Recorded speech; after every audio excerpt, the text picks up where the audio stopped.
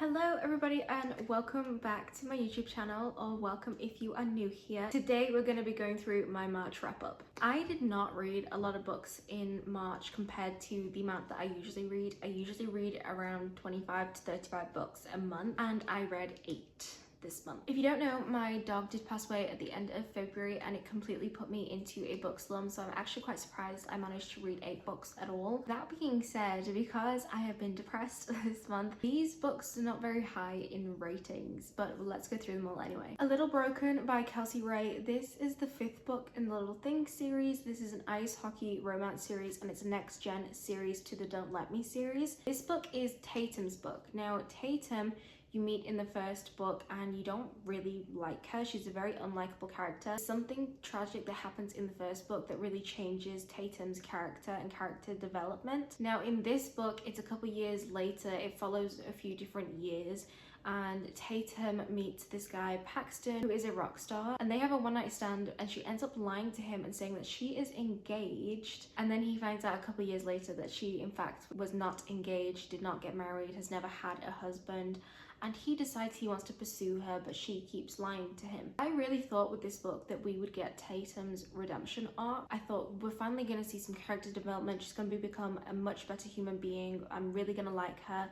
No, I did not like her one bit in this book. 200 pages into this book and it was still the same Tatum from each previous book in this series. The lying and manipulation that she has makes me dislike her so much. I could not stand her in this book. I didn't think she was a nice character. I didn't think she deserved Paxton. I personally don't see why he even went after her. I feel like he deserved much better. I'm still a bit iffy on what I'm rating this book. I don't know if I'm going to rate it 3 stars just because I felt kind of neutral, or a 2 stars because I really didn't like Tatum. I feel like either way, all of the stars going towards Paxton because he carried this book and he was the best thing about this book. Story of My Life by Lucy Score. This was Lucy Score's new release and I decided to get the work sprayed edges, which are so pretty. This is about Hazel and she is a writer, but she has kind of been in a writing slump for a really long time, but she is on a deadline by her publishers to get a book released.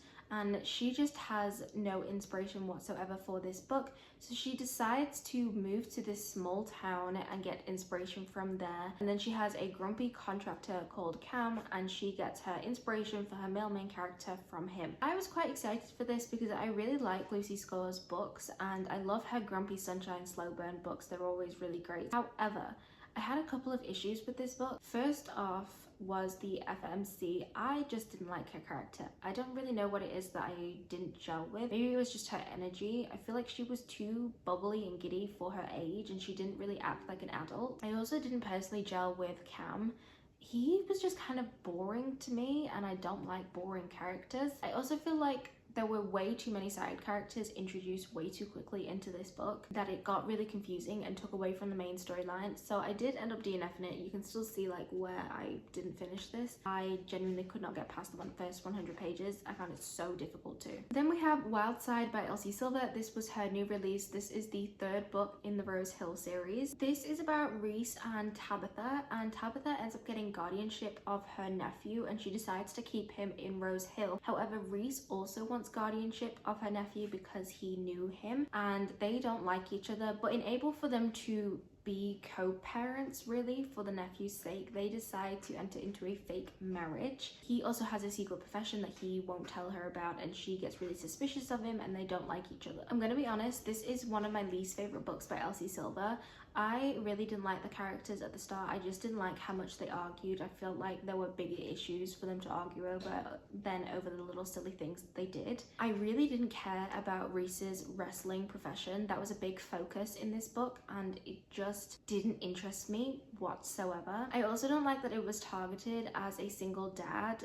This whole series is targeted as single dad and I just don't feel like Reese qualified as a single dad until maybe like the last 100 pages. Also, for this story to be focused on them co-parenting this child, we didn't actually see a lot of co-parenting. We saw a lot of them together as a couple, but we didn't see them interacting with their child as much as I would have liked to and doing things with the child, going out with the child. It just didn't happen and I didn't like it.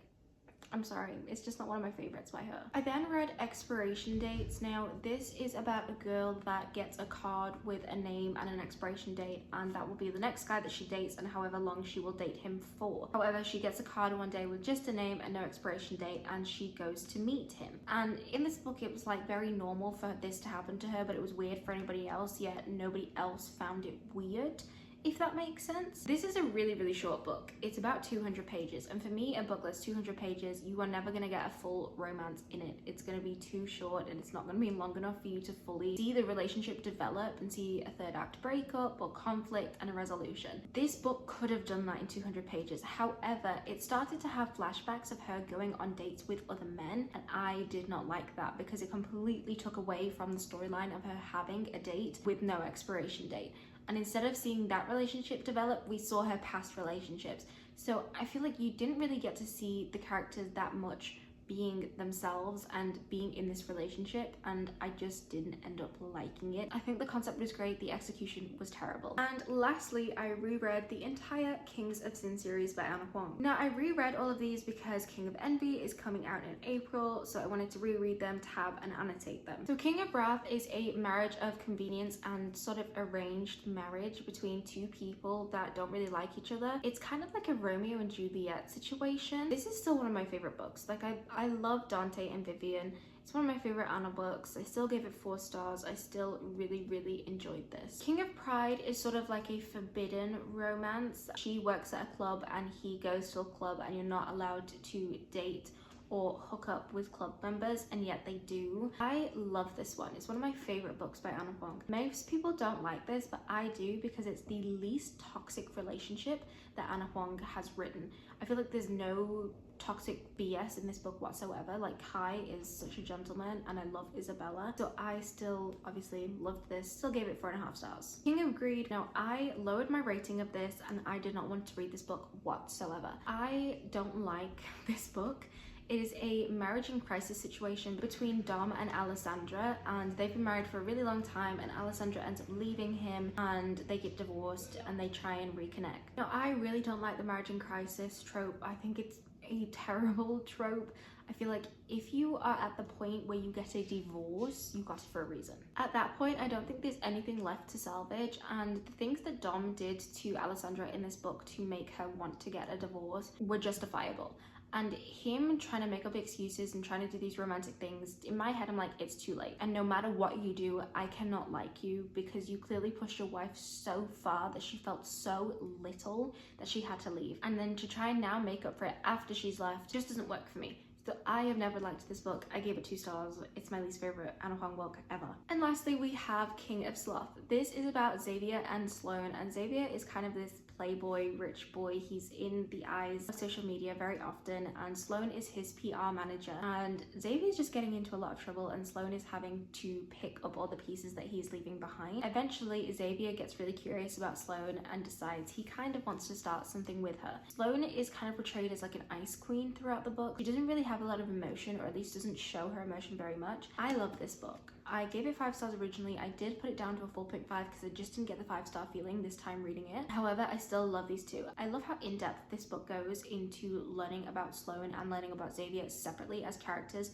learning their lives and learning their histories of their families and everything like that. I love seeing them together. I love seeing them help each other out. I just loved this one so much, and it will still be one of my favorite Anna Huang books. So that is everything that I read in March. I'm really hoping April I read a lot more books. 8 books in a month for me is just not it, and I'm now behind on my Goodreads goal for the year, so I definitely need to catch up. Hopefully next month is going to be better, but we will see by the end of next month. I don't know. I hope you guys enjoyed today's video, and like and subscribe, and I will see you guys next time. Bye.